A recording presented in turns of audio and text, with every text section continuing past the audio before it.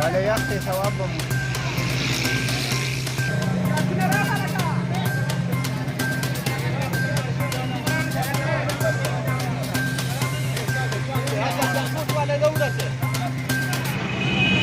السلام علیکم نما ګرانو مینوالو ورونو نن بیا ارخان ډیرې ولا راوتی په دې مهم باندې چې دوی په خپلو پیسو باندې 200 او 500 راټولې کړي دي او دلته د مسافرو لپاره بیا د پروګرام کړی دی واورې راوړي ده چینی راوړي دي او دلته یې ولا شربت کړی دی او دا ګاډي ودرې زموږ د ټول ملګري یو ځای راغونډ شوي دي او زموږ په دې لنډ ایریا کې د ارخان ډیرې ولا په شان اتفاق څوک په یو ځای کې نه ینم په هغه د قبر په لهجه باندې او په هغه د نورې منډې تړلې په لهجه باندې او په هغه د مینې په لهجه باندې ولکه موږ به ان شاء الله تعالی په دې د ثواب کار خی د ساکور بلکې خاص کر ارخان ډېر خلک شربت ورکوي مسافر لا وګور په دې کې په نمبر 1 کې وته دې سره ساکور نوم روښانه کیږي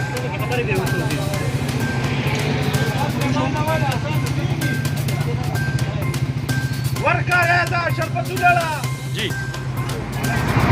اعوذ بالله من الشیطان الرجیم دا ګرمي چې شروع کړي نو زمونږ دا کلیوال نه دي دا په اتفاق باندې راوځي او دې غریبانانو ته لکه دا شربت ورکوي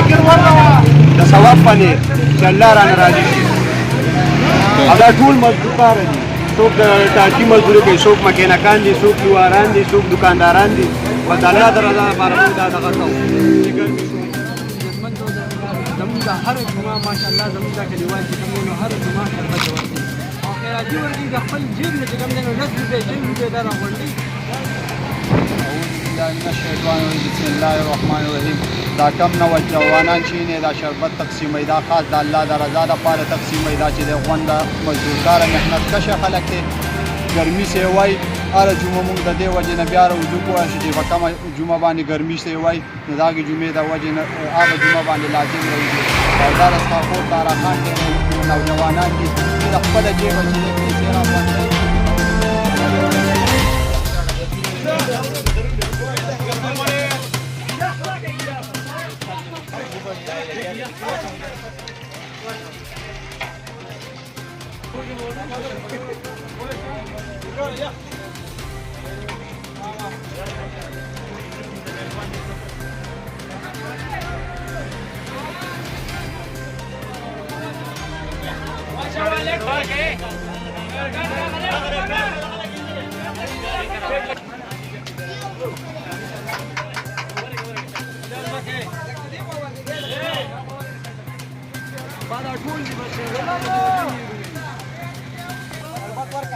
ټول تر راته